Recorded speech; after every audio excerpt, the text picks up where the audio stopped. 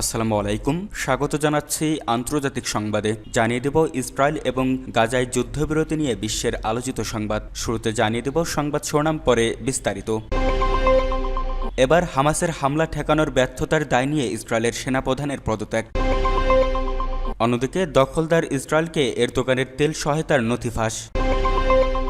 এদিকে শনিবার গাজা থেকে মুক্তি পাচ্ছে আরও 4 জন ইসরায়েলি জিম্মি। এবং সর্বশেষ জানিয়ে দেব যুদ্ধাপরাধের অভিযোগে অন্য দেশের পুলিশ প্রধানকে গ্রেপ্তার ঘিরে নাটকীয়তা।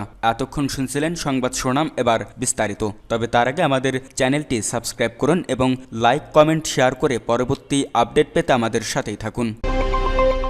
হামাসের হামলা ঠেকানোর ব্যর্থতার দায় নিয়ে ইসরায়েলের সেনাপ্রধানের পদত্যাগ। ইসরায়েলের সামরিক বাহিনীর প্রধান লেফটেন্যান্ট জেনারেল হেরজি হালাবি পদত্যাগ করেছেন। 2023 সালের 7 অক্টোবর ইসরায়েলে ফিলিস্তিনের স্বাধীনতাকামী সংগঠন হামাসের হামলা ঠেকাতে না পারার ব্যর্থতার দায় নিয়ে পদত্যাগের ঘোষণা দেন হালাবি। পদত্যাগপত্রে ইসরায়েলের সামরিক বাহিনীর প্রধান বলেছেন, 7 অক্টোবর সামরিক বাহিনীর ব্যর্থতার বিষয়ে আমার দায় স্বীকারের কারণে দায়িত্ব ছেড়ে দিচ্ছি। হালাবি বলেন, সামরিক বাহিনীর উল্লেখযোগ্য সাফল্যের সময় তিনি দায়িত্ব ছাড়ছেন, যদিও যুদ্ধে ইসরায়েলের সব লক্ষ্য অর্জিত হয়নি বলে তিনি স্বীকার করেছেন। সামরিক বাহিনীর বিদায়ী প্রধান বলেন, যুদ্ধের সব লক্ষ্য অর্জিত হয়নি। হামাসের লড়াই করার এবং সরকার পরিচালনার সক্ষমতা ধ্বংস করে দিয়েছে। জিম্মিদের ফিরিয়ে আনা এবং জঙ্গিদের হামলার কারণে বস্তুত ইসরায়েলিদের ঘরে ফেরা নিশ্চিত করতে সেনাবাহিনী আরও লড়াই চালিয়ে যাবে। পদত্যাগ করায় হালাবির প্রশংসা করেছেন বিরোধী দলীয় নেতা ইয়ার লাপিদ। একইভাবে প্রধানমন্ত্রী বেনিয়ামিন নেতানিয়াহুকে পদত্যাগের আহ্বান জানিয়েছেন তিনি। লাপিদ বলেন, এখনই প্রধানমন্ত্রী ও তার গোটা বিপর্যয়কর মন্ত্রিসভার দায় নেওয়ার এবং পদত্যাগের সময়। ইসরায়েলের সামরিক বাহিনীর সাউদার্ন কমান্ডের প্রধান মেজর জেনারেল ইয়ারন ফিলকেনম্যানও পদত্যাগ করেছেন। গাজা এই সাউদার্ন কমান্ডের অধীনেই পড়েছে। এমন সময় ইসরায়েলের সামরিক বাহিনীর শীর্ষস্থানীয় 2 কর্মকর্তা পদত্যাগ করলেন, যখন গাজায় 15 মাস ধরে চলা যুদ্ধ গত রোববার যুদ্ধবিরতির মাধ্যমে বন্ধ হয়েছে। 2023 সালের 7 অক্টোবর হামাসের নেতৃত্বে কয়েক হাজার ফিলিস্তিনি যোদ্ধা গাজা থেকে ইসরায়েলের দক্ষিণাঞ্চলে ঢুকে হামলা চালায়। এতে 1210 জন নিহত হন। গাজায় বন্দী করে নিয়ে আসা হয় 251 জনকে। ওই দিন থেকেই গাজায় নির্বিচার হামলা শুরু করে ইসরায়েলের হামলায় এই পর্যন্ত গাজায় নিহত মানুষের সংখ্যা 46,000 ছাড়িয়েছে, যার অধিকাংশই নারী ও শিশু।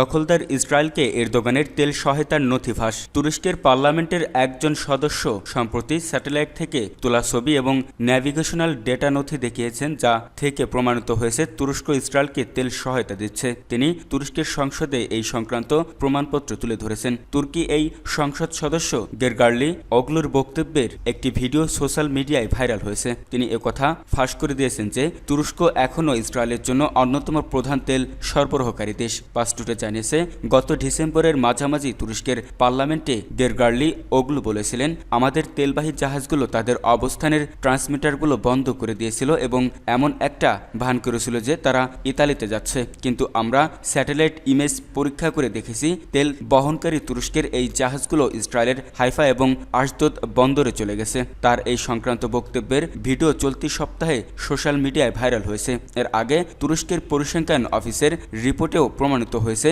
গাজা উপত্যকায় ইহুদিবাদী ইসরায়েলের নৃশংস হামলার মধ্যেও প্রেসিডেন্ট রজব তাইপ এরদোগানের সরকার ইসরায়েলের কাছে অস্ত্র বিক্রি করেছিল। তুর্কি এই মুসলিম দেশ যারা ইসরায়েলকে স্বীকৃতি দেয় এবং এর সাথে দ্বিপক্ষীয় সম্পর্ক স্থাপন করে। তুর্কি এবং ইসরায়েলের মধ্যে দ্বিপক্ষীয় সম্পর্ক 1949 সালে স্বাভাবিক হয়, যা পরবর্তীতে সাংস্কৃতিক, বাণিজ্যিক, এমনকি সামরিক ক্ষেত্রে সহযোগিতা পর্যায়ে পৌঁছেছে। তুর্কি প্রেসিডেন্ট এরদোগান ছিলেন প্রথম মুসলিম নেতা যিনি ইসরায়েলে গিয়ে ইসরায়েলের প্রতিষ্ঠাতা থিওডোর হার্জেলির কবর পরিদর্শন করেন।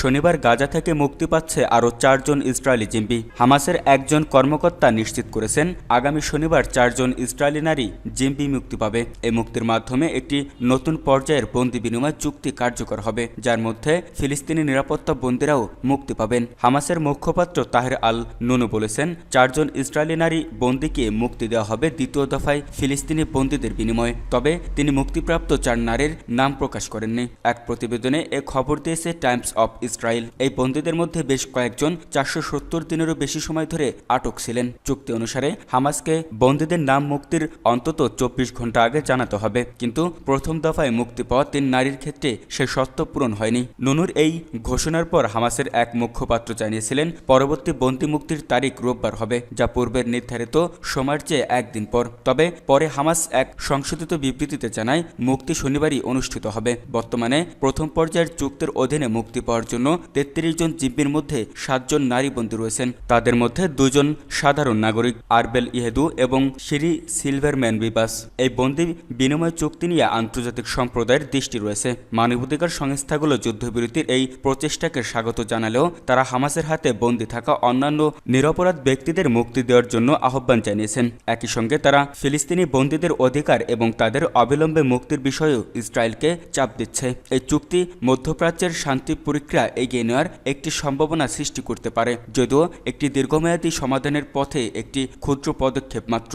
এই বন্দী বিনিময়ের চুক্তি শুধু মানবিক কারণেই নয়, বরং রাজনৈতিক প্রভাবের দিক থেকেও অত্যন্ত তাৎপর্যপূর্ণ। হামাস তাদের সমর্থকদের কাছে এই চুক্তিকে বিজয় হিসেবে তুলে ধরছে, যেখানে ফিলিস্তিনি বন্দীদের মুক্তি পেতে দেখা হচ্ছে প্রতিরোধের প্রতীক হিসেবে। অন্যদিকে ইসরায়েলি সরকার এই চুক্তি বাস্তবায়নে জনসাধারণ এবং আন্তর্জাতিক সমর্থন ধরে রাখার চেষ্টা করছে, যদিও তাদের মধ্যে অনেকেই মনে করছেন এটি ভবিষ্যতে হামাসকে আরও শক্তিশালী করার ঝুঁকি বাড়াতে পারে। তবে এই চুক্তির বাস্তবায়ন প্রক্রিয়া জটিলতা রয়েছে। বন্দী বিনিময়ের তারিখ, মুক্তিপ্রাপ্তদের তালিকা এবং যুদ্ধবিরতির শর্ত মেনে চলা নিয়ে উভয় পক্ষের মধ্যে মতপার্থক্য দেখা গেছে।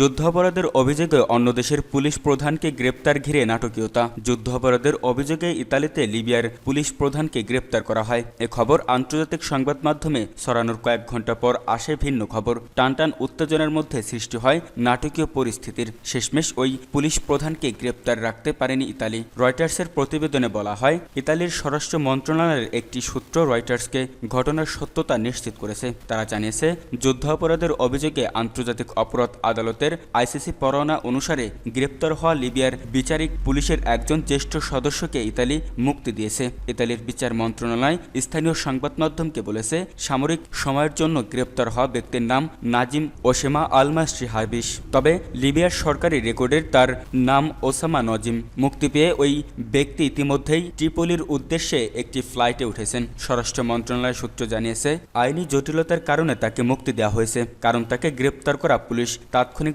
বিচার মন্ত্রণালয়ের অবহিত করতে ব্যর্থ হয়। আন্তর্জাতিক পুলিশ সংস্থা ইন্টারপোলের তথ্যের ভিত্তিতে রোববার উত্তর ইতালির শহর তুরিনে সন্দেহভাজন হিসেবে তাকে গ্রেপ্তার করা হয়েছিল। অভিবাসী উদ্ধারকারী গোষ্ঠী এবং মানবাধিকার দাতব্য সংস্থাগুলো তার গ্রেপ্তারকে স্বাগত জানায়। ইতালীয় দৈনিক অ্যাভেনের সর্বপ্রথম গ্রেপ্তারের খবর প্রকাশ করে। তারা জানায়, নজিম লিবিয়ার বিচার বিভাগীয় পুলিশে কর্মরত থেকে ট্রিপোলিতে একটি অভিবাসী আটক কেন্দ্রে পরিচালনা করেছেন। তিনি শক্তিশালী সামরিক বিশেষ ডিটারেন্স ফোর্সের সাথে যুক্ত ছিলেন। ইতালির বিচার মন্ত্রণালয় জানায়, যুদ্ধাপরাধ ও মানবতাবিরোধী অপরাধের অভিযোগে আইসিসি কর্তৃক ওয়ারেন্ট নজিম ইতিমধ্যেই ট্রিপোলিতে ফিরে যাচ্ছেন। তিনি লিবিয়ার বিচার বিভাগীয় পুলিশের প্রধান এবং মিতিকা কারাগারের পরিচালক ছিলেন বলে জানা গেছে। ট্রিপোলির কাছে অবস্থিত এই কারাগারে রাজনৈতিক ভিন্ন মতাবলম্বী, অভিবাসী ও শরণার্থীদের নির্বিচারে আটক, নির্যাতন করা হতো। নাজিমের বিরুদ্ধে হত্যা ও ধর্ষণের অভিযোগ রয়েছে, তবে তিনি এখনও কারাগারের কোনো ভূমিকায় আছেন কিনা তা স্পষ্ট নয়। এদিকে গ্রেপ্তার ব্যক্তিকে ছেড়ে দেওয়া নিয়ে ইতালির বক্তব্যে সন্তুষ্ট নয় মানবাধিকার সংস্থাগুলো। ধারণা করা হচ্ছে এর পেছনে অন্য কূটনৈতিক যোগ সাজস থাকতে পারে। প্রসঙ্গত, ইতালীয় অভিবাসী উদ্ধার দাতব্য সংস্থা মেডিটেরেনিয়া, জাতিসংঘ মানবাধিকার বিশেষজ্ঞ এবং ডক্টরস উইদাউট বর্ডার্সের মতো আন্তর্জাতিক দাতব্য সংস্থাগুলো লিবিয়ায় অভিবাসীদের ব্যাপক নির্যাতন ও শোষণের তথ্য প্রকাশ করে আসছে। তারা এসব নির্যাতন সমর্থন এবং উৎসাহিত করার পেছনের কারিগরিদের সমালোচনায় মুখর। সংস্থাগুলো দীর্ঘদিন ধরে নির্যাতনের দায়ীদের গ্রেপ্তার করে বিচারের মুখোমুখি করার দাবিতে সোচ্চার।